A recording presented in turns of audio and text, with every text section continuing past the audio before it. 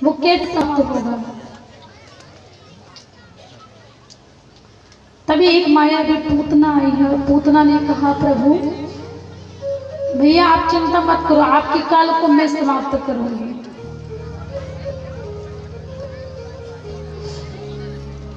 बस आप आज्ञा तो दो। कंस ने कहा, अरे पूतना, तुझे गोकुल में घुसने कौन देगा? तू कैसे प्रवेश कर पाएगी गोकुल में? पूतना ने कहा, आपको पता नहीं है कंस महाराज, मैं तो माया भी हूँ और माया के कारण मैं जैसा चाहूं वैसे ही रूप को धारण कर सकती हूँ।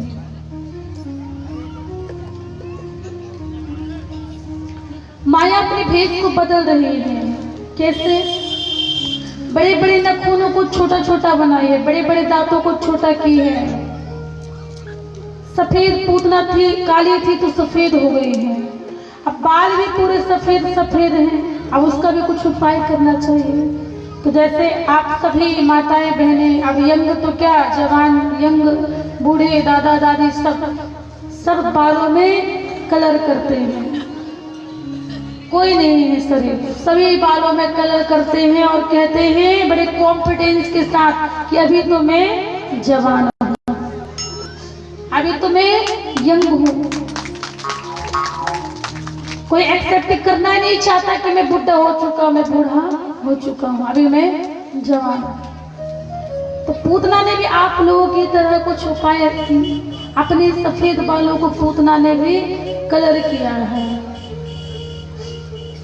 और पूतना आज्ञा लेकर कंस से इतने सुंदर रूप को धारण किया, इतना सुंदर अपने रूप को बनाया पूतना ने कि मानो साक्षात मां लक्ष्मी। अब गोकुल में कैसे जाया जाए? तो पूतना ने एक हाथ का लंबा घूंघट भी डाल लिया। ये घूंघट बड़े से बड़े काम को बना देता है। यदि कथा पंडाल पर हमारे सारे भक्त आते हैं, यदि जेंट्सों को नींद भी आए तो वो सो नहीं सकते, उठकर चले जाएंगे या फिर मुंह धुल लेंगे, फिर बैठ जाएंगे। लेकिन इन माताएं बहनों को नींद आए तो वो इतनी ढीठ है कि न वो जाएंगे न मुंह धुलेंगे। वो क्या करती हैं? उनके पास उपाय है। एक हाथ का लंबा घूंघट डालिए और 3 घंटे आराम से जय हो। अच्छा उपाय है तो क्यों फालतू मुंह धुलना, क्यों यहाँ से जाना? और फिर कथा प्रांगण में इतनी मीठी नींद आती है कि वो नींद तो डल्लब के गद्दे पर भी नहीं आती है। तो घूंघट से बड़े बड़े काम भी बन जाते हैं।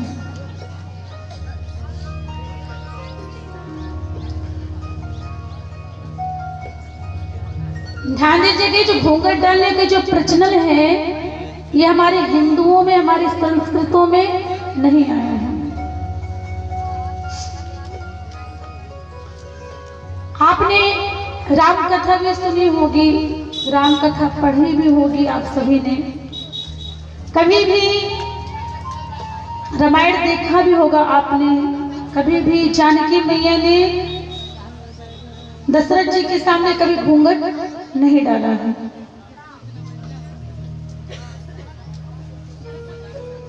त्रेता युगों से घूंघट की प्रथा जब प्रारंभ ही नहीं हुई तो ये हिंदू और संस्कृत की परंपरा कैसे हो सकती है? ये प्रचलन, ये प्रथा, ये परंपरा तो मुसलमानों ने चलाई थी घूंघट डालने की। और ऐसे कुछ हिंदू हैं जो हिंदू भी कुछ अपनाने लगे मुसलमानों का घूंघट डालने का। ये हमारी मर्यादा है। ये घूंघट डालना हमारी मर्यादा है। कहाँ की मर्यादा है? आप लाख घूंघट डाले हैं लेकिन घूंघट के अंदर यदि आप ससुर को गाली दे रहे हैं तो क्या घूंघट डालने की मर्यादा हो सकती है? आप घूंघट के अंदर सास को दुर्वचनों का उपयोग कर रहे हैं तो ये घूंघट डालने की मर्यादा है। घूंघट के अंदर आपसे बड़े बुजुर्गों के सामने आपके दिल में, हृदय में रिस्पेक्ट ही नहीं है तो आप घूंघट डालने की मर्यादा कहाँ की? मर्यादा किसे कहते हैं? पहले तो हम ये समझ लें मर्यादा घूंघट डालने से नहीं होता है। मर्यादा घूंघट का नाम नहीं है। मर्यादा क्या है पहले वो हम समझें। मर्यादा क्या होता है, किसे कहते हैं मर्यादा? मर्यादा होता है कि हमारे हृदय में, हमारी आंखों में सामने वालों के लिए संकोच होना, हमारे हृदय में सामने वालों के लिए सम्मान होना, रिस्पेक्ट होना, आदर होना, सत्कार करना।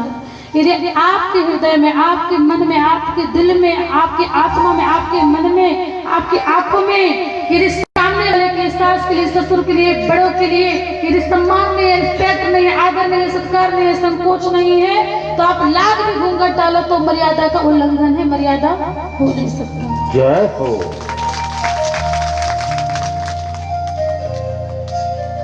शास्त्र घूंघट डालने को मर्यादा नहीं मानती है। शास्त्र रिस्पेक्ट, सम्मान, आदर, सत्कार करने को मर्यादा मानते हैं। घूंघट डाले न डाले वो आपकी मर्जी, लेकिन अपने से बड़ों का सम्मान जरूर करें। उससे बड़ा मर्यादा संसार में और कुछ हो ही नहीं सकता। पूतना ने एक हाथ का लंबा घूंघट डाला और गई है भगवान को मारने के लिए, स्तनों में जहर लगा करके गई है। तो सुधा मैया ने कहा ये कौन है? लोगों ने भी कहा कौन है, क्योंकि पहली बार कोई नई स्त्री कहां पर दूर से आए हुए हैं आपके लाला को दर्शन करने के लिए और आशीर्वाद देने के लिए। सुधा मैया ने कहा आप सबका लाला है, आप सब मिलकर लाला को दर्शन दो। और इस प्रकार से कन्हैया को दर्शन देने के लिए सुधा मैया स्वयं पूतना को कन्हैया के कक्ष में भेजी। भगवान पालने पर लेटे हुए थे, लेकिन देखा भगवान ने कि पूतना आ रही है, तो भगवान ने अपने नेत्रों को बंद कर लिया। भगवान ने नेत्रों को बंद क्यों किया? श्री सुखदेव मुनि जी कहते हैं परीक्षित, भगवान ने नेत्रों को इसलिए बंद किया, पूतना को इसलिए नहीं देखा कि भगवान कहना चाहते हैं कि भक्त तुम जैसे हो, जिस भेष में हो, जैसे स्थिति में हो, तुम जैसे हो वैसे तुम यदि ईमानदारी से मेरे पास आओगे ना तो मैं तुम्हें स्वीकार कर लूंगा। यदि तुम छल कपट करके भेष बदल कर आओगे तो स्वीकार करना तो क्या, मैं तुम्हें देखना भी पसंद नहीं करूंगा।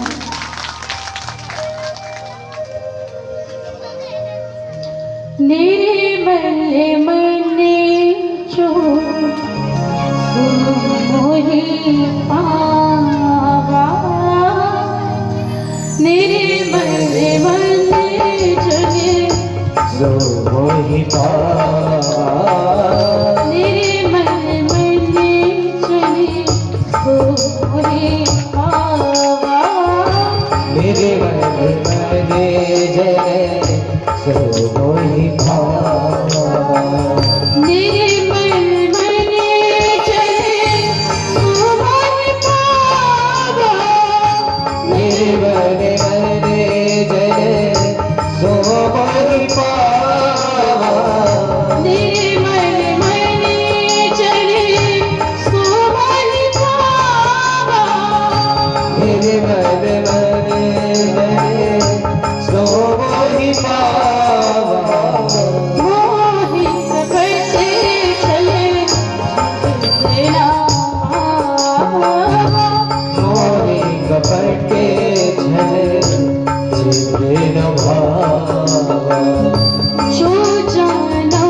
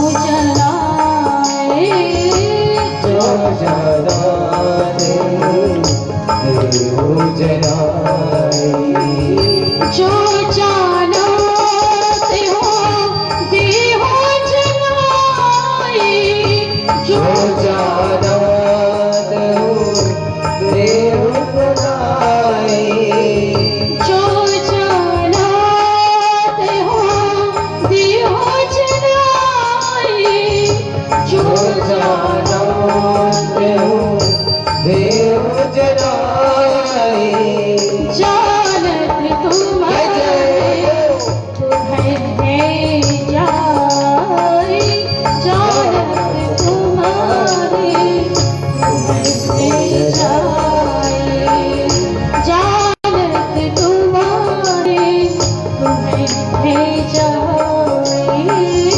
जानत तुम्हारी तुम्हें भेजा। भगवान कहते हैं पूतना यदि भेष बदल कर ना आई होती तो पूतना भले ही मुझे जहर लेकर आई थी मारने के लिए, लेकिन पूतना को मैं जरूर देखता। लेकिन पूतना तो भेष बदल कर आई। जो जानते हैं देव चलाए, जो जानना चाहते हैं, जो जानते हैं भगवान उससे बतला देते हैं कि मैं कौन हूँ, उसे जना देते हैं कि मैं कौन हूँ। और फिर जानत तुम है तुम्हें ही जाए। जो भगवान को जान जाता है वो भगवान में ही हो जाता है। कुछ विद्वानों का मत है कि भगवान श्याम सुंदर ने पूतना को नहीं देखा, नेत्रों को बंद क्यों कर लिया। मानो भगवान श्याम सुंदर कन्हैया नेत्रों को बंद करके महादेव जी का ध्यान कर रहे हैं कि दौड़ो दौड़ो भोले बाबा, मौसी जो पूतना आई हुई है स्त्रों में जहर लगा करके मारने के लिए। अब आपको तो पता है कि जहर पान करने का अभ्यास मुझे तो है नहीं, आपको तो बड़ा एक्सपीरियंस है जहर पान कैसे किया जाता है, क्योंकि आपने समुद्र से जितना भी जहर निकला था आपने ही पान किया था, तो आपको तो पता है कि पान कैसे करना है। मुझे तो केवल माखन मिश्री ही पता है कैसे खाना है, जहर का पान करना मुझे नहीं आता। तो आप आइए और इस जहर का भी पान कीजिए, मेरा साथ दीजिए, मुझे आपकी जरूरत है। मानो इसलिए भगवान ने नेत्रों को बंद कर दिया। भगवान ने नेत्र को इसलिए बंद किया है कि विचार कर रहे हैं श्याम सुंदर की ये पूतना जो राक्षसनी मौसी पूतना आई है, ये तो जहर लगाकर के स्तनों में आई है, लेकिन कर्म कौन सा करेगी, कर्म कौन सा करेगी। कर्म वो वही करेगी जो एक माँ करती है। भगवान कितने दयालु हैं, क्या कर रहे हो इससे कोई मतलब नहीं, आपका कर्म श्रेष्ठ है या नहीं भगवान ये देखते हैं। माँ क्या करती है, माँ अपने बच्चों को स्तनपान कराती है, दूध पिलाती है। भगवान अब गुणों को नहीं, गुणों को देखते हैं। अब गुणों को देखना तो ये हमारा संसार वालों का काम है, कमी ढूंढना हमारा काम है, दोष देखना हमारा काम है। लेकिन भगवान जब भी देखते हैं तो वो गुणों को ढूंढते हैं, गुणों को देखते हैं। ये भक्त कैसा भी हो उससे मतलब है, इसके अंदर गुण है कि नहीं, बस वही देखते हैं।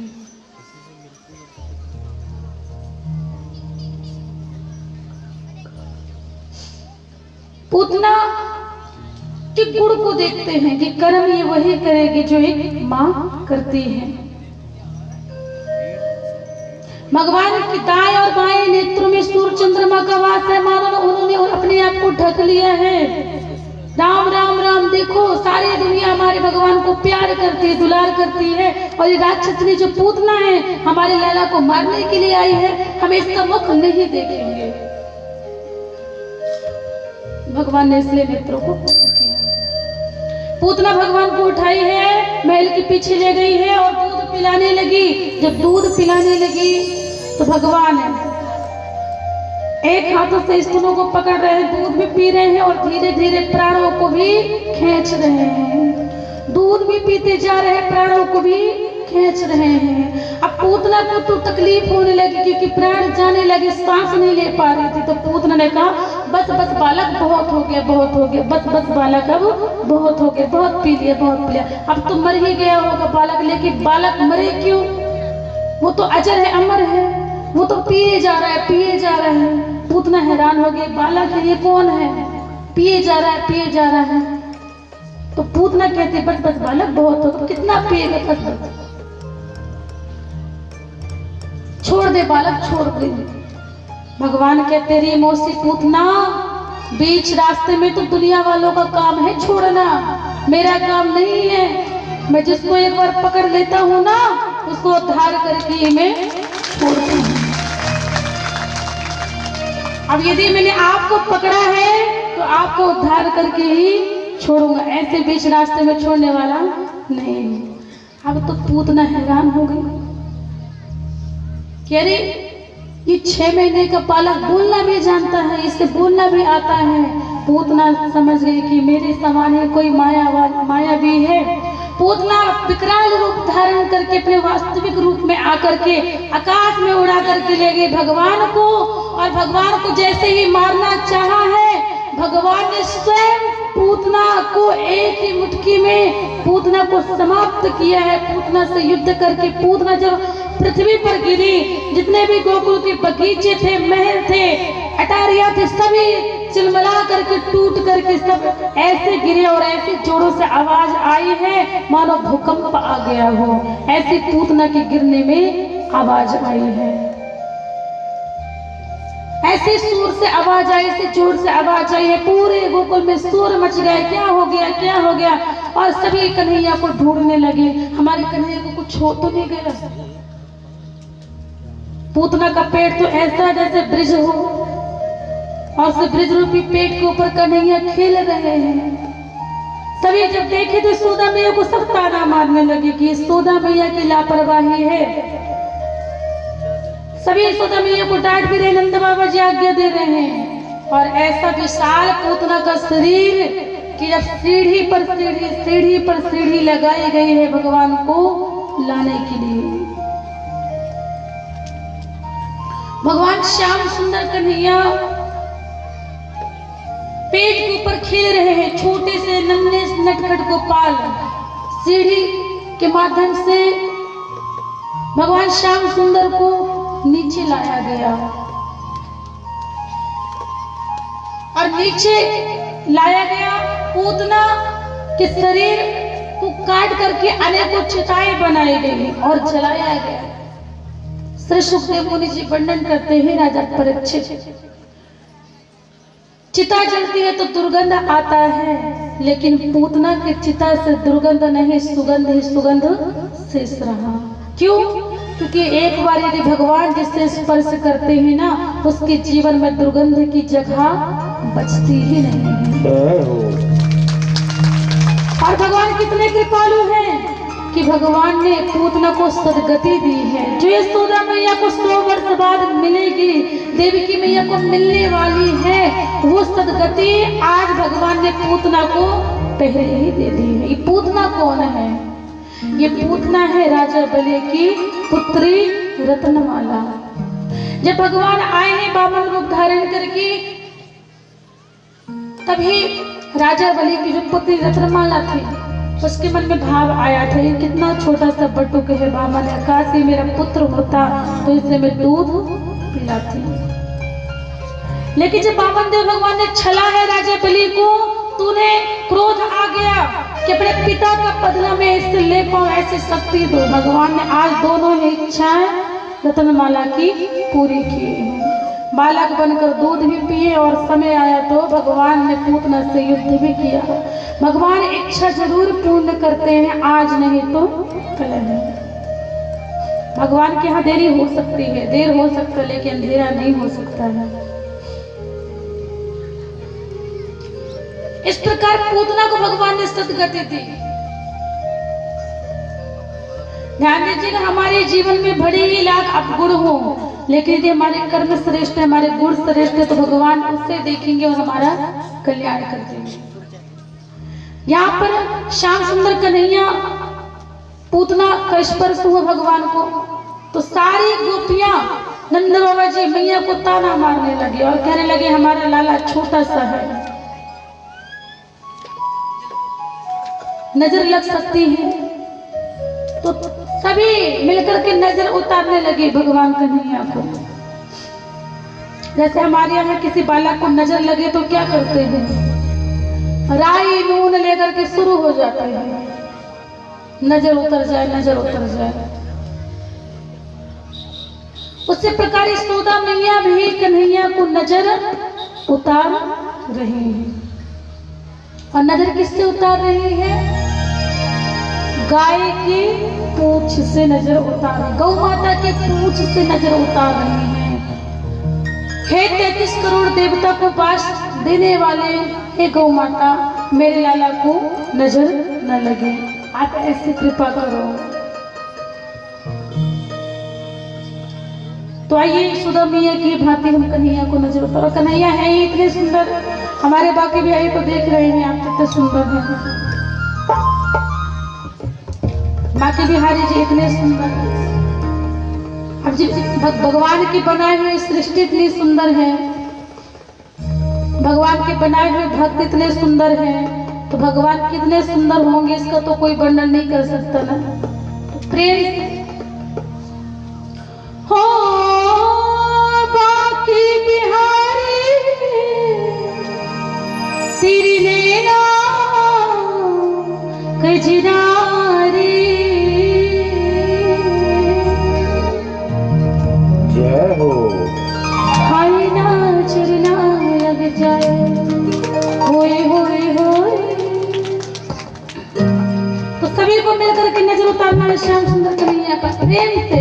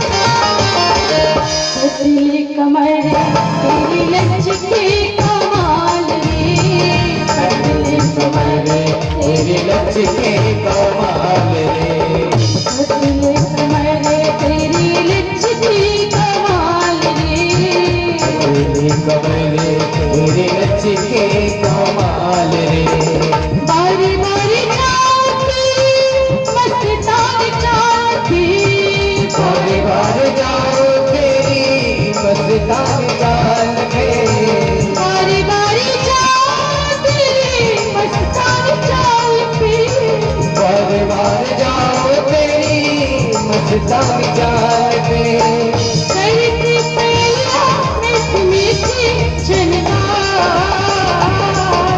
हाय नजर ना लग जाए, नजर ना लग जाए, नजर ना लग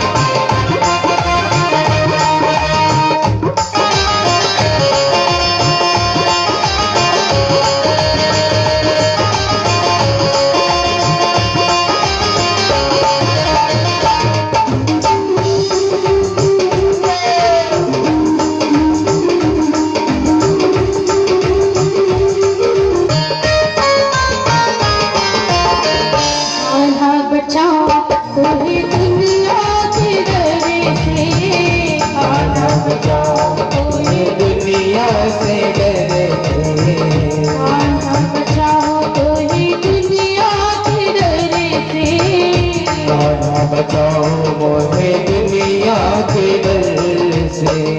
और जो छुपाया तो है नैनों के घर में, आजा छुपा दो तुझे नैनों के घर में, आजा छुपा लो तो है नैनों के घर में, आजा छुपा दो तुझे नैनों के घर में। सुन मेरे प्यारे दुलारे ये पुकार, हाय नजर ना लग जाए, नजर ना लग जाए, नजर ना लग जाए, हाय काफी बिहारी तेरी नैना कजरारे, हाय नजर ना लग जाए, नजर ना लग जाए, नजर ना लग जाए, नजर ना लग जाए, नजर ना लग जाए, नजर ना लग जाए, नजर ना लग जाए।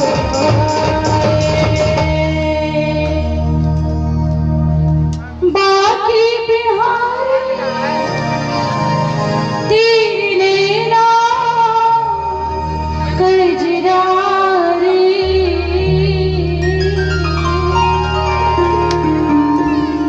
नजर ना लग जाए, होए होए नजर ना लग जाए।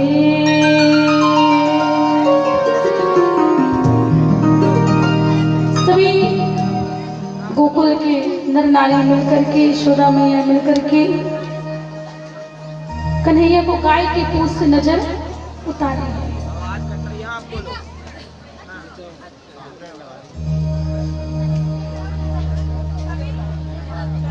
गौ माता में 33 करोड़ देवता रहते हैं। यशोदा मैया गौ के पूंछ से नजर उतारी है। गौ माता की सेवा जरूर करनी चाहिए। यदि हमारा सिर का दर्द है तो गौ के खुर के रज को यदि आप मस्तक पर लगाते हो तो आपको बहुत रिलीफ मिलता है, कुछ क्षणों बाद बड़ा ही आराम मिलेगा। गौ माता की सेवा सर्वोपरि मानी जाती है। यदि आप भोजन बनाते हैं तो सर्वप्रथम रोटी गौ माता को ही खिलानी चाहिए, गौ माता को भोजन देना चाहिए। और इस शास्त्र भी कहता है कि गौ माता को पहले भोजन दो। आप भले ही ठाकुर जी की पूजा करने में भूल कर दो, कोई बात नहीं, लेकिन गौ माता की पूजा, गौ माता की सेवा हमें अवश्य करनी चाहिए।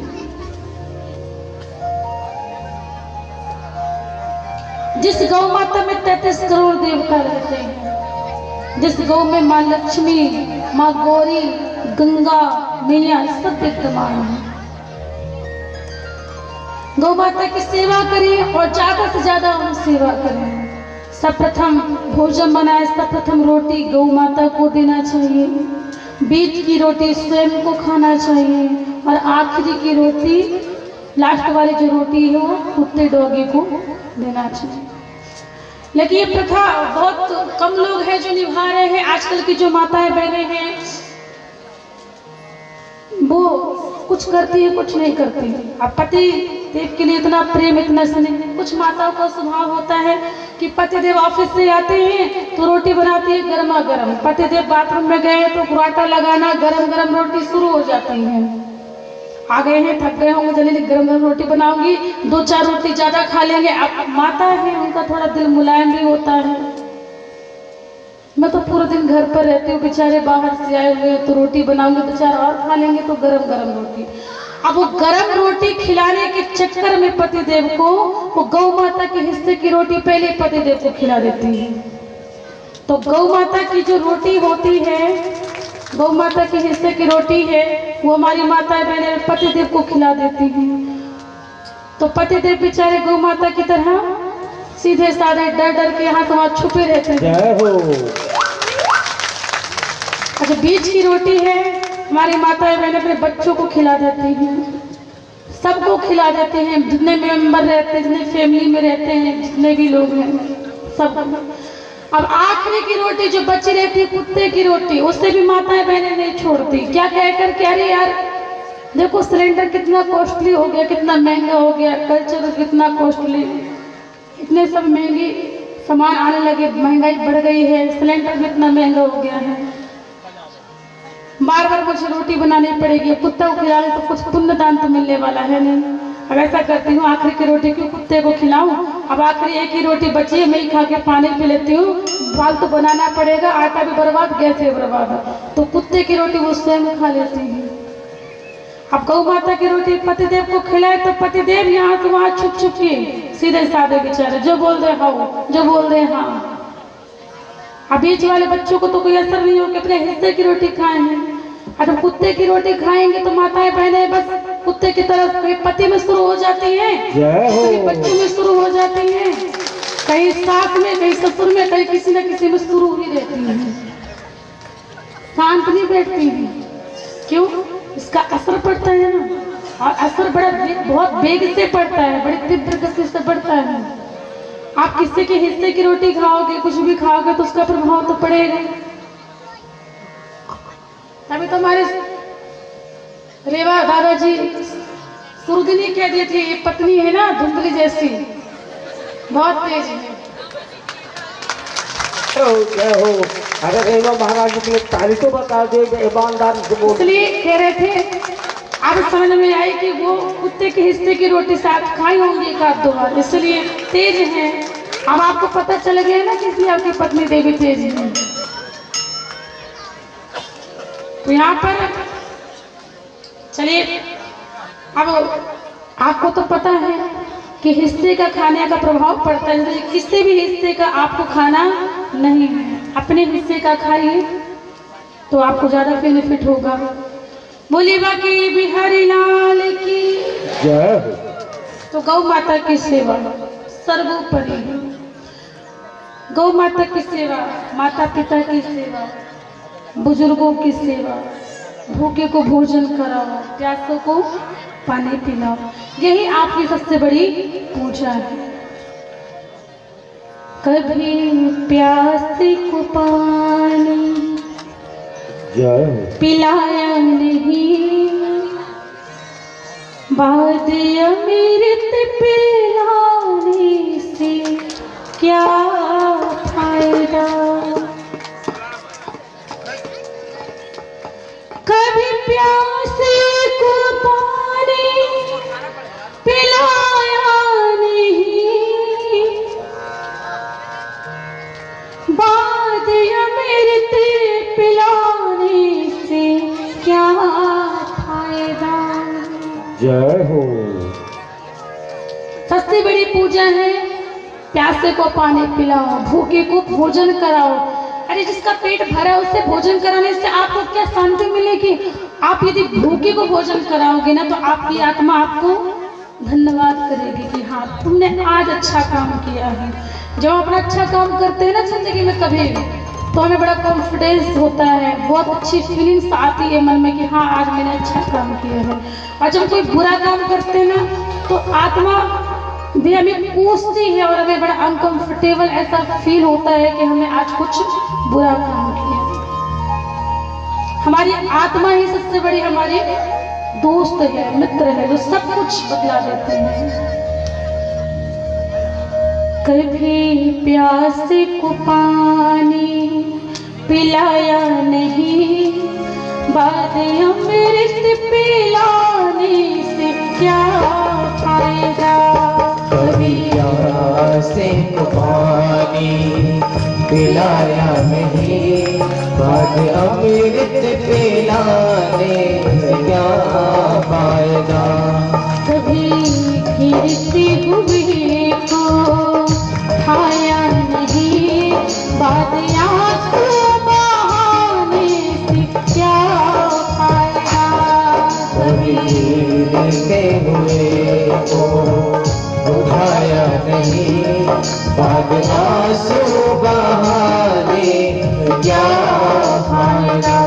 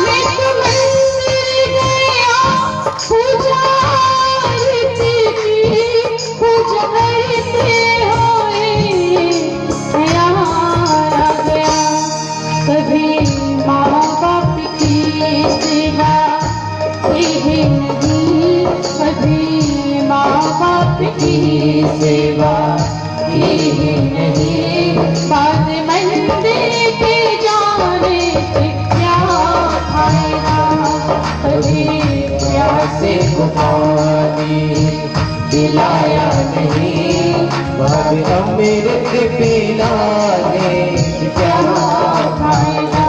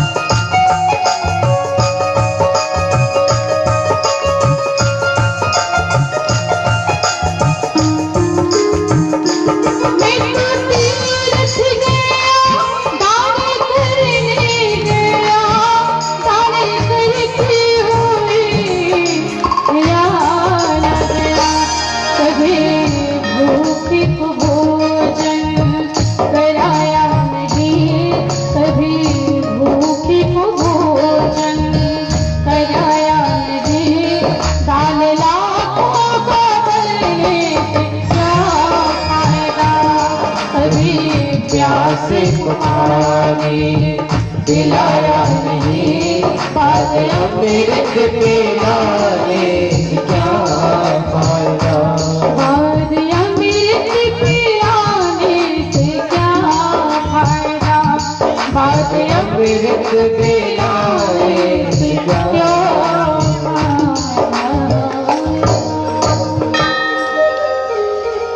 जय जय श्री राम, जय जय श्री राम, जय जय गौ माता की सेवा। बोली गौ माता की जय हो। कथा तभी होगी, लेकिन मैं आपको सूचना दे दूं कि कल भागवत कथा का षष्ठम दिवस है और षष्ठम दिवस की कथा में हम रुक्मिणी और द्वारकाधीश का सुंदर मंगलमय विवाह उत्सव मनाते हैं। भगवान की शादी होती है। अब शादी की तैयारी कैसे की जाती है, शादी में क्या क्या लगता है आपको बतला दूं। वैसे तो यहाँ सभी को एक्सपीरियंस है, नॉलेज है, सबको जानकारी है, बट ये जो गद्दी मुझे मिली है बतलाने के लिए मिली है, तो बतलाना तो जरूरी है ना। अब शादी में क्या क्या लगता है आपको बतलाना ये भी जरूरी है, तो बतला देती हूँ कि शादी में लगता है पहले तिलक लगता है। तिलक लगता है ना पहले। हाँ तो बोलिए, अब देने की बारी आई है। शादी भगवान की शादी होगी तो तैयारी तो लगेगी। तिलक कैसे लगता है, लड़के के हिसाब से। लड़का यदि जॉब में है, रोजगार है या बेरोजगार है, उसके हिसाब से तिलक लगता है। यदि जॉब में है, ड्यूटी है, तो ज्यादा बढ़ाकर लोग देते हैं, 10 लाख 5 लाख जो भी समर्थ है। और यदि बेरोजगार है तो जो दे दो भगवान वो सब ठीक है। ऐसा होता है ना।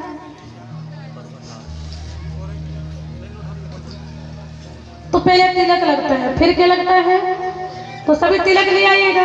अब देखिए, क्योंकि लड़के के हिसाब से तिलक लगता है ना, तो संसार में तो लोग जॉब करते हैं, ठीक है, परिवार चलाते हैं, बीवी बच्चे चलाते हैं, ठीक है, लेकिन भगवान तो पूरी दुनिया को चलाते हैं। तो उनके लिए जितना देंगे हम उतना ही कम है।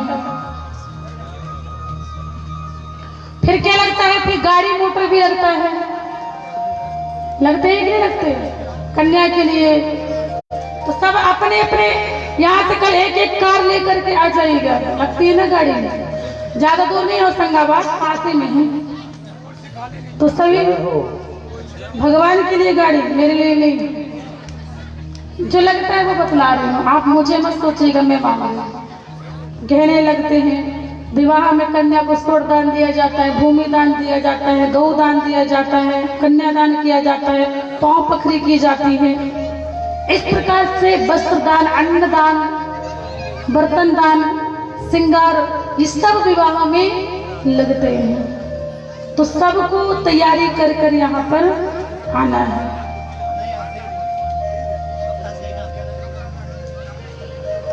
और आना तो है, व्यवहार लेकर के भी आना है। भगवान की शादी है ना कल। यदि हम कहीं शादी पर जाते हैं तो कुछ ना कुछ गिफ्ट लेकर जाते हैं। क्यों? आज देंगे तो कल हमें रिटर्न में मिलेगा। ध्यान दीजिएगा, यदि संसार में किसी को आप व्यवहार दोगे तो उतना ही मिलेगा जितना आपने दिया है। लेकिन भगवान से यदि आप व्यवहार बनाओगे तो भगवान जितना आप दोगे उतना ही नहीं, ब्याज सहित ना जाने वो कितना आपको रिटर्न में दे दे, इसकी कोई गारंटी नहीं है। जय हो। दाने तो बहुत देखे और दान भी देखे हैं।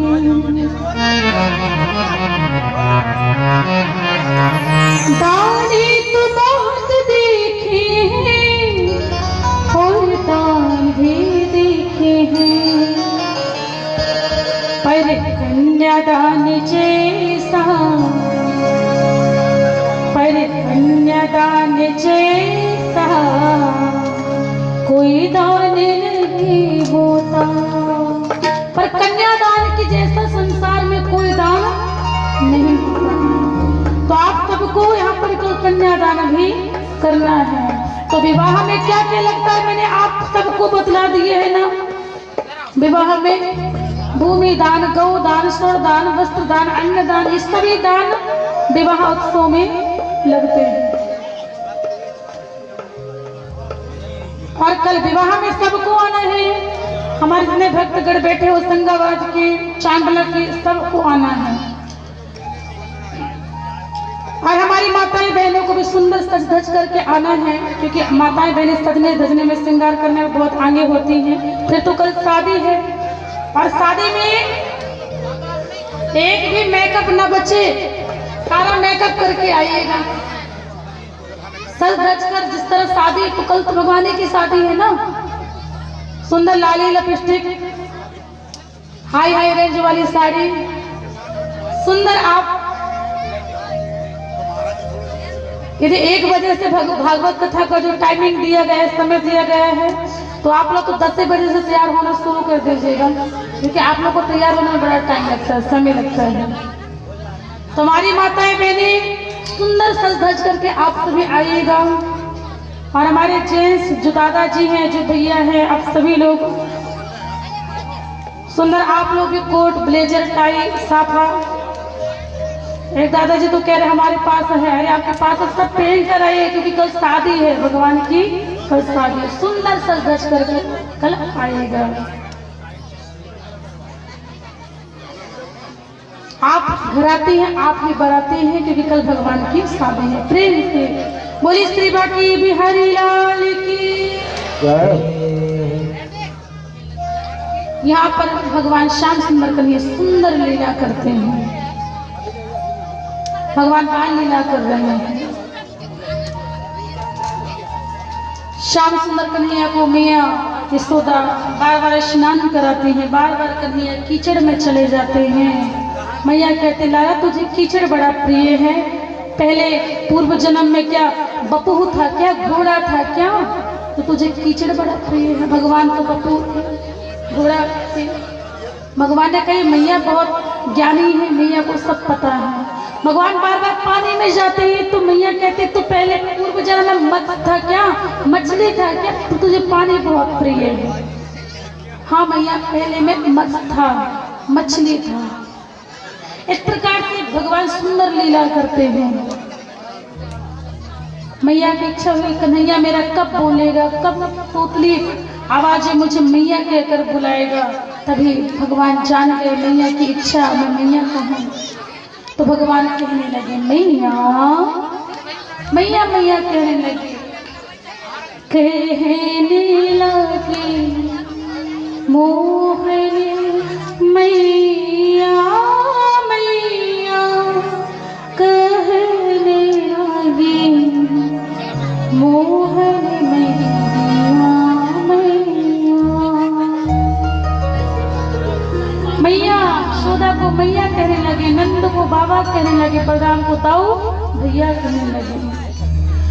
यशोदा मैया कन्हैया को माखन मिश्री का भोग लगाती हैं, तो प्रत्येक गोपियां देखती हैं और कहती हैं कि काश ऐसे हमारे भाग होते कि कन्हैया को हम माखन मिश्री का भोग लगाते हैं। भगवान पहुंच जाते गोपियों के यहाँ। गोपी देखो तुम्हारे यहाँ कौन आया है, माखन मिश्री का भोग लगाती हैं गोपी। दूसरी गोपी के यहाँ जाते भगवान, वहां भी माखन मिश्री का भोग लगाते हैं। अब यदि हम किसी के यहाँ बार बार जाएंगे तो मान सम्मान घटेगा कि बढ़ेगा? मान सम्मान तो घटेगा, बढ़ तो सकता नहीं है। यदि पहले दिन जाएंगे तो बड़ा ही भाव भगत होगा, 56 प्रकार के मेवा मिष्ठान चाय नाश्ता भरपूर भोजन में कोई कमी नहीं। दूसरे दिन यदि हम जाएं तो फिर क्या मिलेगा, भोजन भी नसीब नहीं होगा, केवल नाश्ता से लोग काम चलाएंगे। तीसरे दिन जाएंगे तो नाश्ता भी नसीब नहीं होगा, केवल चाय से कॉम्प्रोमाइज करना पड़ेगा। चौथे दिन जाएंगे तो चाय भी नसीब नहीं होगी, केवल पानी मिलेगा, पानी लो और जाओ यहाँ से। और छठवें दिन जाओगे आप तो कुछ चाय भी पानी भी नहीं मिलने वाला, लाओ भी मिलकर आपको रफा दफा कर देंगे। और यदि आप डेली जाओगे तो भैया गेट से ही आपको राम राम कह देंगे, जाओ तुम्हारा इतना काम ही है बस। तो इस प्रकार से सभी गोपियां भी भगवान का निरादर करने लगे। गोपी हाँ, हमारे माननीय सम्माननीय मोहन पुरी जी पधार रहे हैं, जो गुरु हैं। आप उनके लिए जोरदार तालियां। भगवान व्यास का, भागवत जी का पूजन कर अपने जीवन को धन्य धन्य बनाएं। जय श्री राम।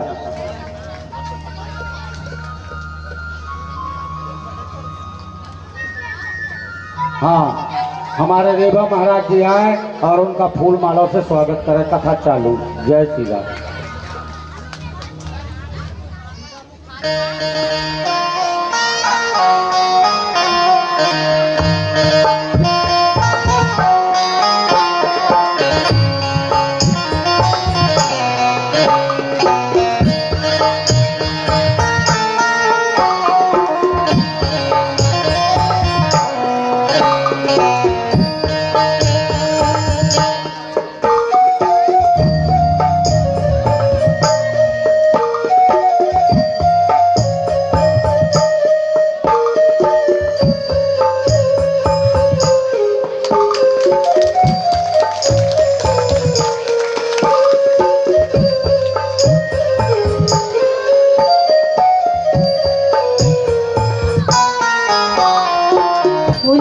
बिहारी लाल की।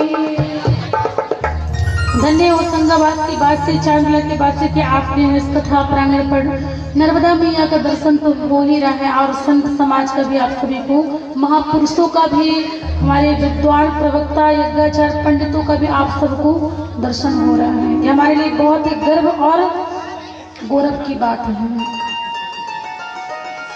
वैसे विभूतियों के लिए प्रेम से ताली बजाएं।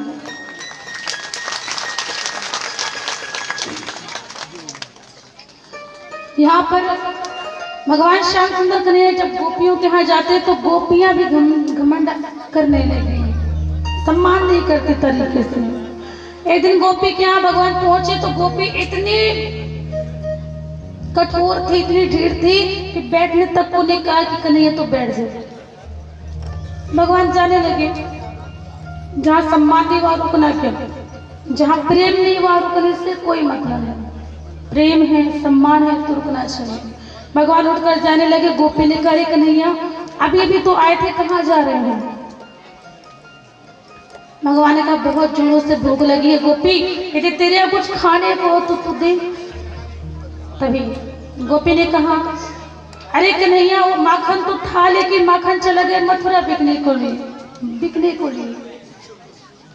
अच्छा, मथुरा बिकने के लिए चला गया तो मैं तुझे अब क्या दूं? तभी भगवान ने कहा, माखन चला गया बिकने के लिए, कोई बात नहीं, तेरे यहाँ दही होगा तो दही ही दे दे। दही भी मथुरा चला गया कन्हैया। दूध दे दे, दूध भी चला गया मथुरा को। भगवान ने कहा, कुछ नहीं है तो कोई बात नहीं, मैं चल रहा हूँ। गोपी ने कहा, लाला 7 दिन का खट्टा छाछ रखा हुआ है। छाछ में इसको समझ रहे होंगे आप, माठा, हमारे यहाँ माठा कहते हैं, आपके यहाँ क्या कहते हैं? माठा छाछ रही है। तो 7 दिन का खट्टा छाछ माठा रखा हुआ है, तुझे जो चाहिए तो तू ले ले। भगवान ने कहा, चल ठीक है, कोई बात नहीं, चल तो उसी को दे दे, अब चल दे, बहुत जोरों से भूख लगी है। गोपी ने कहा, अरे कन्हैया बड़े होशियार हो, ऐसे कैसे दे दे? कुछ मनोरंजन करके दिखाओ, कुछ नृत्य डांस करके दिखाओ, एंटरटेनमेंट करो कुछ। भगवान ने कहा, अरे गोपी मेरी मैया ने मुझे नाचना तो सिखाया नहीं है, तो मैं क्या नाच कर दिखाऊं तुझे? गोपी ने कहा, लाला तेरी मैया ने तुझे नाचना नहीं सिखाया तो कोई बात नहीं, हम तुझे नाचना सिखाएंगे। धन्य है वो गोपी जो चुल्लू भर छाछ के लिए भगवान को नचा रही है। कौन कहते हैं भगवान नाचते नहीं,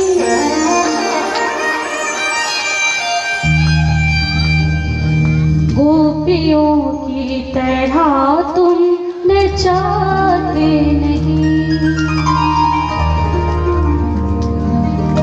वैसे एक योगी गुजरे हैं और योगी ने इस दृश्य को देखा कि चुल्लू भर छाछ के लिए भगवान नाच रहे हैं और गोपी इशारों में उस ब्रह्म नारायण को नचा रही है, जो नारायण के इशारों में पूरी दुनिया नाचती है। आज वही ब्रह्म भगवान विष्णु चुल्लू भर छाछ के लिए नाच रहे हैं। तो योगी कहते हैं, श्री श्री महेशी गणेशी तेरी से सुरिता हो जाए निरंतर ध्यावे। श्री श्री महेशी गणेशी तेरी से सुरिता हो जाए निरंतर ध्यावे। चाहे अखंड अनंत अनादि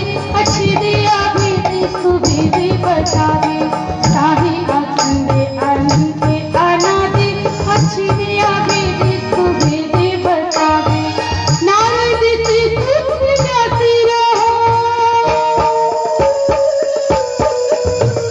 नारद से पुत्र जाति रहो पछाड़े को मुझे पर न पावे आहे आहे की छोहरिया चचिया मेरी चाची पे नाचे नचावे आहे आहे की छोहरिया चचिया मेरी चाची पे नाचे नचावे चचिया मेरी चाची पे नाचे नचावे चचिया मेरी चाची पे नाचे नचावे।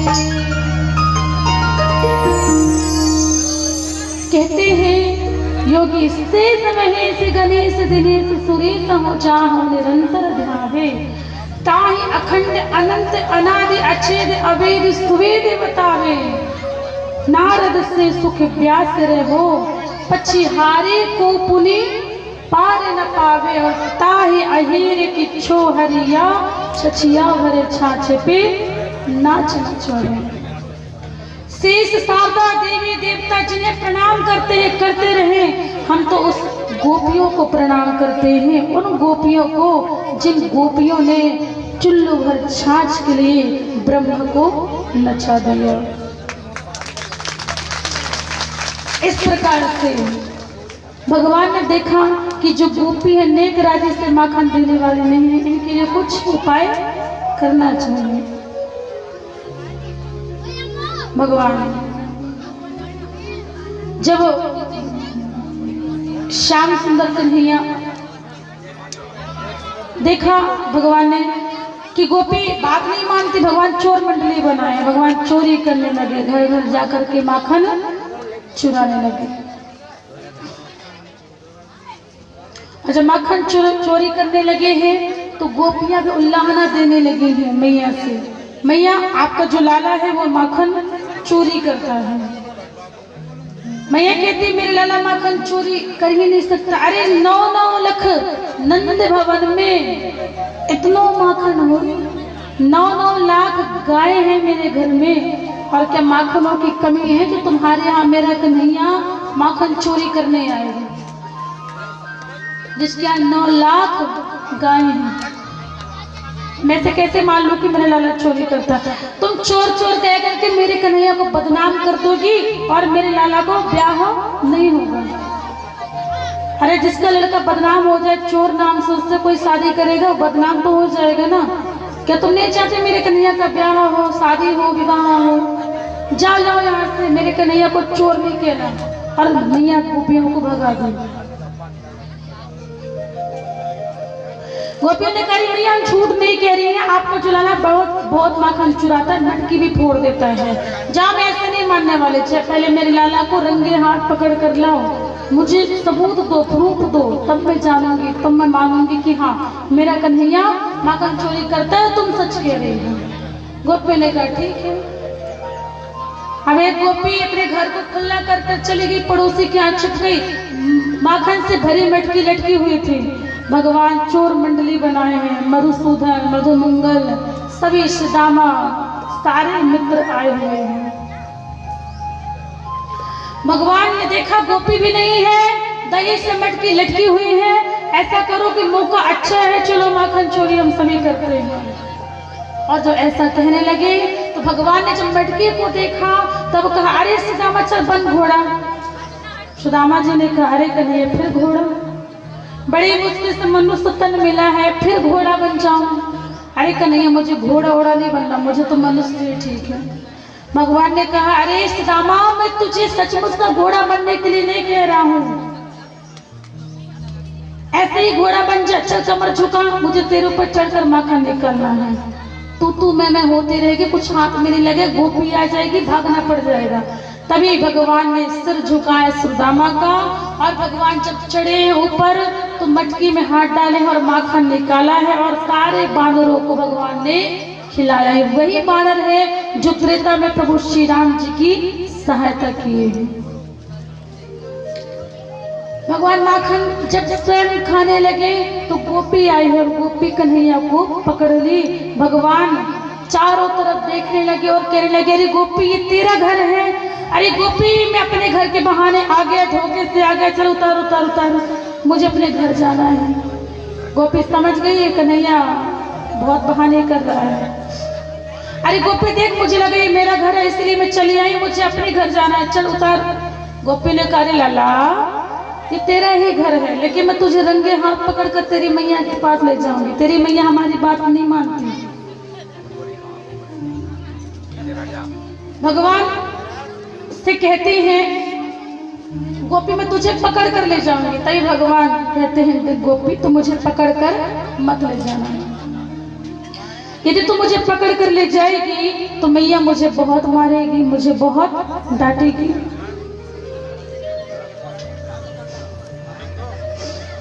अब सबका ध्यान हो गया मटकी में। अरे मटकी तो आपके सामने लटकाई जा रही है, फोड़ी भी जाएगी कि मटकी ही आपको मुक्ति कराएगी। अब यहाँ कथा सुनने आए हैं आप लोग कि मटकी देखने आए हैं? मैं ही देख रही हूँ कि सबका ध्यान मटकी पर, मानो मटकी देखने आए हो सब लोग। पहले तो आप क्लियर कर लो, कथा सुनने आए हो कि मटकी देखने आए हो। हमेशा कहा करती हूँ, कथा प्रांगण पर आते सब हैं, लेकिन कथा तो कोई कोई ही सुनता है। कथा तो अनेकों हो रही है, लेकिन कोई कोई है जो कथा को जीवन में धारण करता है। मुक्ति का धाम ये है, वो नहीं है। इसे कथा सुन लीजिए, उसका जब समय आएगा तो यहाँ वहां ध्यान लगा लीजिएगा। भगवान श्याम सुंदर कन्हैया गोपी से हाथ जोड़कर विनती करते हैं कि गोपी तू मुझे मैया के पास मत ले जाना, मैया मुझे बहुत मारेगी, डांटेगी। धन्य है यशोदा मैया जिनके पास कन्हैया इतने भयभीत रहते हैं कि मैया मुझे डांटेगी। मुझे इतना प्यार करती है, उसे पता चलेगा कि मैं माखन चोरी करता हूँ तो कितना क्रोध करेगी। गोपी ने कहा, नहीं कन्हैया मैं तुझे ले जाऊंगी। भगवान बहुत बार विनती की, मत ले जा मत ले जा, लेकिन गोपी ने कहा मैं तो लेकर ही मांगूंगी, लेकर जाऊंगी मैं तुझे। भगवान ने कहा चले चल कोई बात नहीं। अब भगवान को गोपी हाथ में पकड़ कर ले जा रही है भगवान को मैया के पास। तो बीच रास्ते में गोपी के ससुर मिल गए, और जब ससुर मिले तो आप लोगों की ही तरह एक हाथ का लंबा घूंघट डाली गोपी। और जब घूंघट डाली तो भगवान ने कहा अब बन गया काम। भगवान ने सारे में एक लड़की को बुलाया है प्रभु ने, और कहा देख गोपी तो बहुत निर्दयी है, मेरे इतने कोमल कोमल हाथों को इतने जोर से पकड़ी है, ऐसा कर कि मेरे इस हाथ को छोड़ दे और मेरे दूसरे हाथ को तो पकड़ ले। भगवान बड़े होशियार अपने हाथ को छुड़ा दिए हैं और एक कन्या के हाथ को गोपी के हाथ में पकड़वा करके यहाँ से चले गए, दूसरे रास्ते से चले गए हैं। और कहा मैया रे मैया बहुत जोरों से भूख लगी है, माखन मिश्री तो देना। और माखन मिश्री का भोग लगाने लगे। जब माखन मिश्री का भोग लगाए हैं, गोपी आई और कहने लगी अरे मैया यशोदा मैया देख अपने लाला की करतूत। गोपी ने कहा ये किस लाला की बात करे, एक लाला तो मेरा माखन मिश्री खा रहा है, एक ही लाला को मैं जन्म दी, दूसरा लाला कहाँ से आ गया। गोपी ने कहा क्या रे लो देखो खुद ही जन्म दी, अब भूल भी गई तेरे का नहीं अपने पुत्र को। पागल हो गई है क्या गोपी, कहाँ का लाला दिखा तो। अब मुझे पागल कह रही, मुझे बाबरा कह रही हूँ। अब सच्चाई सामने आ गई। यशोदा मैया ने कहा पहले घूंघट उठाकर दिखा तो लाला कहाँ है। अब जब गोपी घूंघट उठाई, दाएं देखी तो लाला से लाली, अरे मैं तो लाला को पकड़ के लाई थी, लाला से लाली कहाँ से आ गई। अब लाली को बेचारी क्या करे, लाली को छोड़ दी, जा तुझे जहाँ जाना हो। आज जब देखा सामने तो कन्हैया अंगूठा भी दिखा रहा था, जीभ भी दिखा रहा था, और पकड़ेगी और पकड़ेगी और पकड़ लेना। अब तो गोपी हाथ जोड़ती कहती अरे कन्हैया आज के बाद तुझे मैं कभी नहीं पकड़ूंगी। अब ऐसे पूरे गोकुल में शोर मच गया कि भगवान को कोई नहीं पकड़ सकता। तो एक नई नवेली बहू आई थी, आज कुछ होती है ना नई नवेली बहू आती है, अरे हम ज्यादा पढ़े लिखे हैं, बड़े टैलेंटेड हैं। तो कहा कि मैं तो पढ़ी लिखी हूँ, तुम लोग तो गमारो अंगूठा छापो, कुछ नहीं पता, पढ़े लिखे वालों के पास दिमाग होता है। कहा कन्हैया के आगे किसी का दिमाग काम नहीं करता। नहीं तुम नहीं जानोगे, मैं जानती हूँ। उस नैना मेरी बहू को बहुत समझाया गया कि कन्हैया को पकड़ने की कोशिश मत करना, फिर भी वो नहीं मानी। तो फिर भी वो कन्हैया को पकड़ने के लिए तैयारी करने लगी। भगवान ने कहा ये बहुत ज्यादा पढ़ ली है क्या, मुझे पकड़ने के लिए तैयारी कर रही है, चलो इससे भी सबक सिखा दिया जाए। अब वो गोपी भी दरवाजा खुला करके चली गई। भगवान गए हैं, माखन मिश्री का भोग लगाए हैं। उस पढ़ी लिखी गोपी ने भी भगवान को पकड़ लिया और कहा कन्हैया ने कि देख गोपी, अब तू मुझे मैया के पास मत ले जाना, मैया मुझे बहुत मारेगी, डांटेगी। गोपी ने कहा मैं तो ले जाऊंगी, कहा मत ले जाना, मैं तो ले जाऊंगी, कहा अच्छा ले चल, लेकिन तुझे मैं ऐसे नहीं ले जाऊंगी, मैं तुझे ऐसे नहीं लेके जाऊंगी। भगवान ने कहा तू कैसे ले जाएगी, ले चल। गोपी ने कहा इस बार मैं तुझे बांध कर ले जाऊंगी। भगवान ने कहा सचमुच पढ़े लिखी है क्या, ये तो उस गोपी से भी ज्यादा होशियार है, तो बांध कर ले जाने का प्लान बना रही है। भगवान ने कहा देख गोपी, तू मुझे बांधना नहीं, तू ऐसे नहीं चलना है, तो नहीं तुझे बांध कर ही ले जाऊंगी मैं। भगवान ने कहा अच्छा बांधेगी, चल ठीक है बांध। अब गोपी रस्सी लेकर आई, भगवान को कहने लगी हाथ जोड़। भगवान ने कहा गोपी, पूरी दुनिया मेरे आगे हाथ जोड़ती है, मैं तेरे आगे हाथ जोड़ू, चल कोई बात नहीं, हाथ भी जोड़ लिया। भगवान जब हाथ जोड़े हैं दोनों, अब गोपी रस्सी बांधना जब प्रारंभ की है तो भगवान एक हाथ पीछे की ओर कर लेते, रस्सी छूट जाती। अरे कन्हैया हाथ अच्छे से बराबर से करना, बिल्कुल मुझे तरीके से बांधना है। फिर कन्हैया हाथ बराबर करते, रस्सी जैसी बांधना प्रारंभ करती, गोपी भगवान हाथ पीछे कर लेते, रस्सी छूट जाती। जब बार बार रस्सी छूट जाती तो भगवान कहते हैं गोपी, तेरी सास ने तुझे रस्सी बांधना नहीं सिखाया क्या। अब मीठी मीठी बातों में कन्हैया ने गोपी को फंसा लिया। प्यार में तो हम भगवान प्यार के लिए तरसते हैं, प्रेम के लिए तरसते हैं, प्रेम में तो पूरी दुनिया फंसी हुई है। फिर तो गोपी भगवान प्रेम के जाल में मीठी मीठी बातें करके फंसाया गोपी को। कहा गोपी, तेरी सास ने तुझे रस्सी बांधना नहीं सिखाया क्या। गोपी ने कहा हाँ लाला, मेरी सास बड़ी खड़ूस है, कुछ भी नहीं सिखाती है, मुझे रस्सी तक बांधना नहीं सिखाया। अब सास तो सास है, सास कभी माँ बन सकती है कन्हैया।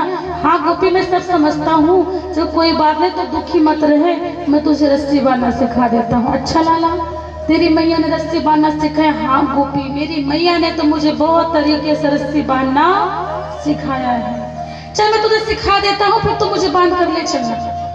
गोपी ने कहा अच्छा लाला जल्दी सिखा, फिर तुझे बांध कर ले जाना भी तो है। भगवान ने कहा पहले बंधवा तो ले। गोपी ने हाथ जोड़ा, भगवान ने रस्सी बांधा है गोपी के हाथों को। गोपी स्वयं बांधने वाली थी, अब गोपी स्वयं बंध रही है। भगवान गोपी के हाथों को रस्सी से बांध रहे हैं, और जब रस्सी बांधे गठान लगाए हैं तब तो गोपी ने कहा लाला लाला बस मैं बांधना सीख गई हूँ, अब रस्सी तू छोड़ दे। भगवान तो रस्सी बांध दिए। अब जब गोपी ने कहा रस्सी छोड़ दे कन्हैया, मैं सीख गई बांधना। भगवान ने कहा देख गोपी, मुझसे एक बड़ी गलती हो गई। कहा कौन सी गलती। देख गोपी, मेरी मैया ने मुझे रस्सी तो बांधना सिखाया है, लेकिन रस्सी छोड़ा कैसे जाता है ये तो सिखाया ही नहीं। अब तू एक काम करना, अपने पति देव से रस्सी छुड़वा लेना, मुझे और भी काम है, मैं ये चलूं। भगवान वहां से बेवकूफ बनाकर गोपी को चले गए। अब तो बात फैल गई, कन्हैया को कोई नहीं पकड़ सकता। अब तो उस गोपी ने भी हाथ जोड़ लिया कि सचमुच कन्हैया को कोई नहीं पकड़ सकता। अब जब चोरी का नाम लगाती है तो मैया भी कन्हैया से कह दी कि लाला आज के बाद तू बिल्कुल घर से बाहर मत जाया कर, ये तुझे बदनाम कर देंगे। भगवान भी नहीं जाते हैं, और जब गोपियां आती है जमुना जी में पानी भरने के लिए तो भगवान भी कंकड़ियां मारते हैं, दुपट्टा पकड़ते हैं, हाथ पकड़ते हैं ताकि गोपी लेट जाए। जिस प्रकार मैया ने मुझे डांटा उस प्रकार गोपी भी डांट खाए। इस प्रकार से माखन चोरी लीला भगवान करते हैं। भगवान से मैया, भगवान कन्हैया को मैया एक दिन गोद में ली थी। सुंदर बाल लीला की है भगवान, माखन चोरी लीला की है।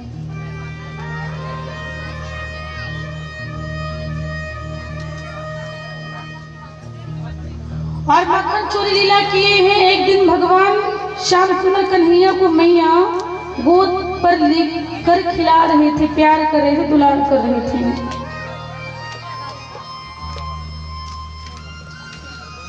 और जब प्यार कर रहे थे, दुलार कर रहे थे, तो एक गोपी आई और कहने लगी, मैं चूल्हे पर दूध रखी हो मैया और उफान आ जाएगा दूध, और उफान आ जाएगा तो फिर क्या होगा? लाला की आयु कम पड़ जाएगी। चूल्हे में जो दूध होता है, चूल्हे का दूध जैसे हम जब दूध को पकाते हैं चूल्हे पर, गैस पर, किसी भी पर, तो जब दूध उफान आता है तो ऐसी मान्यता है कि बच्चे की उम्र कम पड़ जाती है, बच्चे की आयु कम पड़ जाती है। अब यशोदा मैया को भी डर रह गया कि बड़े प्रयास से तो मेरा लाला हुआ है,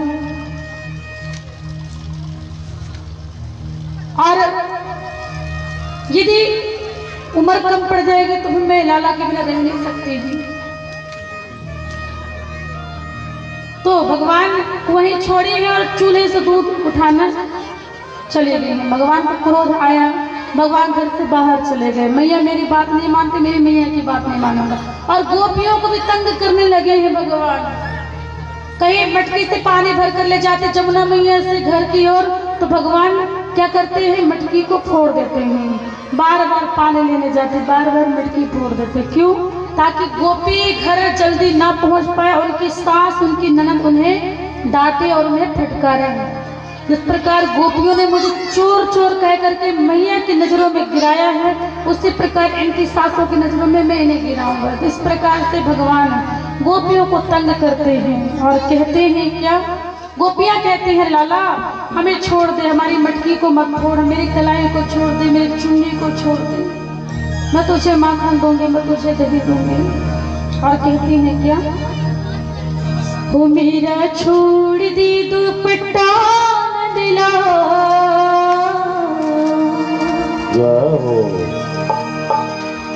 वो मेरा छोड़ दी दुपट्टा दिला, सवेरे दही लेके आऊंगी।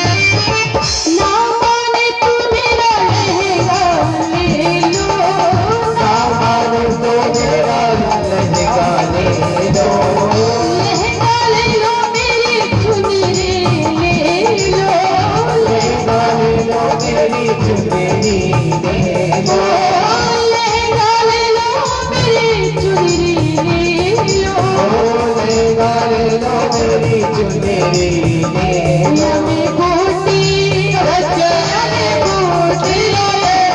यमी बूटी लगे है हजार, सवेरे गली लेके आऊंगी, मेरा छोड़ दे दुपट्टा नसीलार, सवेरे गली लेके आऊंगी। मेरा छोड़ दे दुपट्टा नज़लार, सवेरे गली लेके आऊंगी, मेरा छोड़ दे दुपट्टा नसीलार, सवेरे गली लेके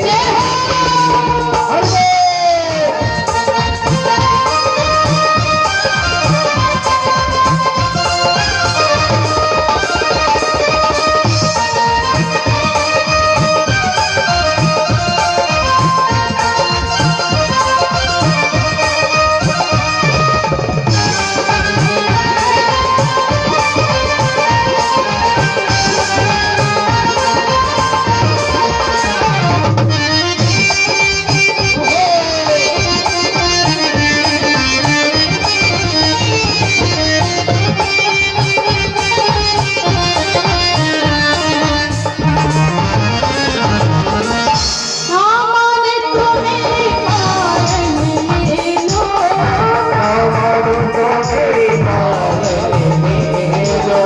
सामान तुम मेरी कोयल ले लो,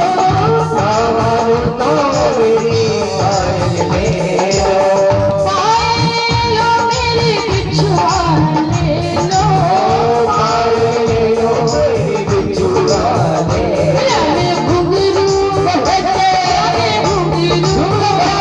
यमे घुंघरू लगे है हजार, सवेरे गली लेके आऊंगी, मेरा छोड़ दे दुपट्टा नसीलार, सवेरे गली लेके आऊंगी। मेरा छोड़ दे दुपट्टा नज़लार,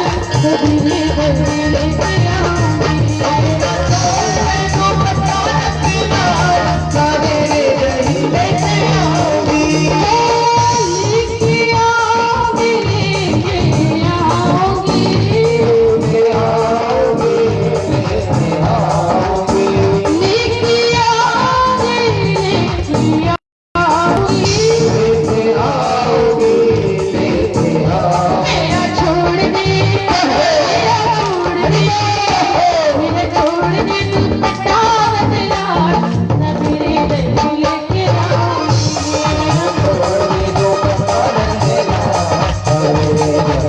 जय जय श्री राम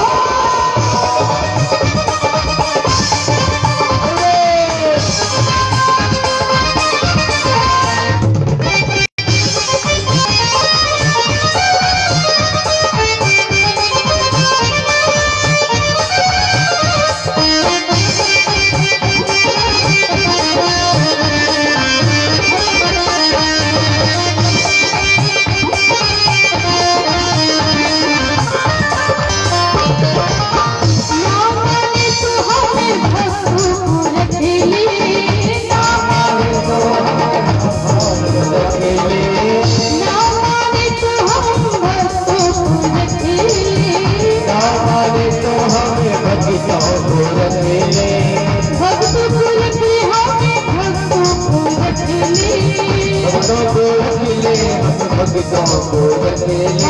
तेरा ही आसरा, कभी दिल के आऊंगी। ओ मेरा छोड़ दे तू बताने लाल, कभी नहीं कहते आऊंगी। मेरा छोड़ दे तू डाल से लाल, कभी दिल के आऊंगी। मेरा छोड़ दे तू बताने लाल, कभी नहीं कहते आऊंगी।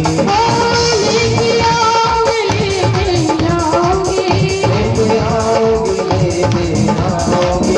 लेके आऊंगी, लेके आऊंगी। लेके आऊंगी, लेके आऊंगी। मेरा छोड़ दे तू कभी लेके आऊंगी। कभी नहीं कहते आऊंगी। मेरा छोड़ दे तू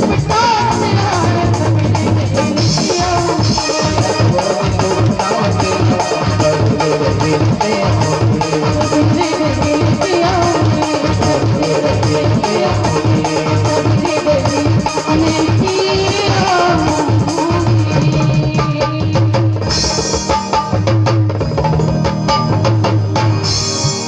वो मेरा छोड़ दे दुपट्टा न दिला, मेरा छोड़ दे दुपट्टा न दिला।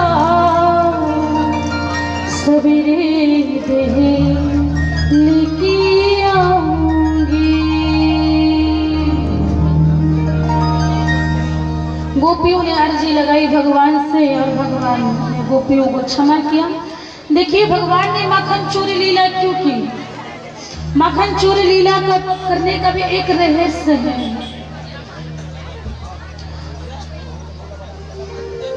मैं आपसे एक प्रश्न करती हूँ, गाय के बछड़े, गाय के दूध में सबसे पहला हिस्सा किसका होता है? सबसे पहले हक किसका होता है? बछड़े का होता है।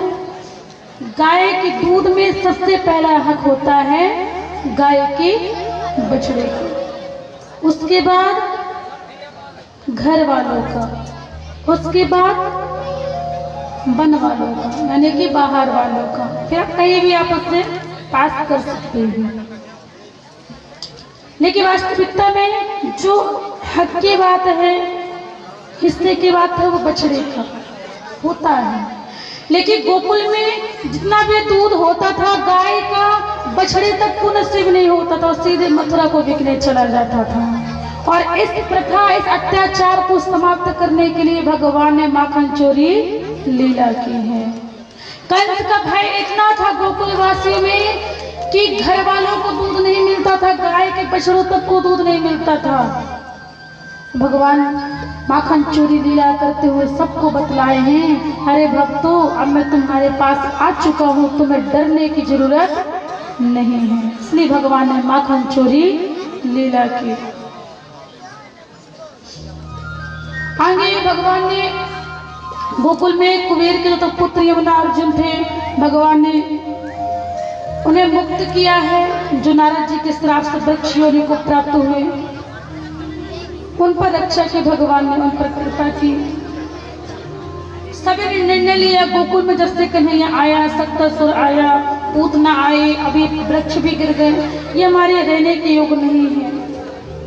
तो सभी ने कहा वृंदावन धाम है, एक सुंदर पावन पुनीत जमुना मैया, सुंदर पुष्प है, पेड़ पौधे हैं, वहीं चला जाए।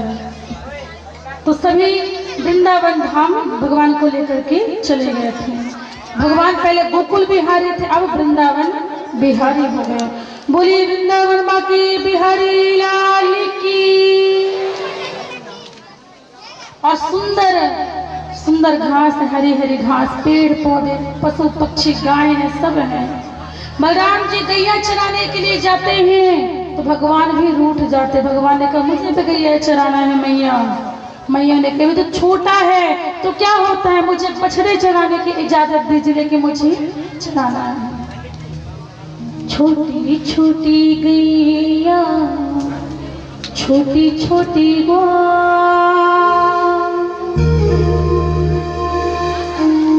छोटू सुमेरो मदनी गोपाल।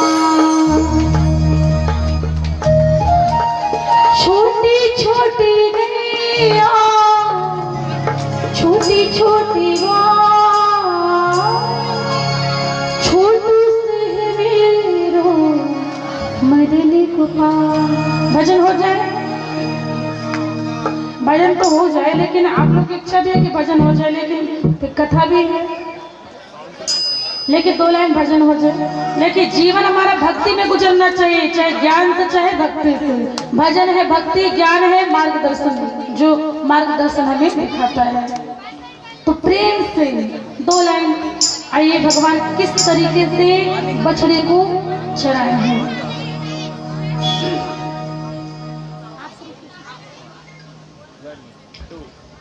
जय हो प्रेम से।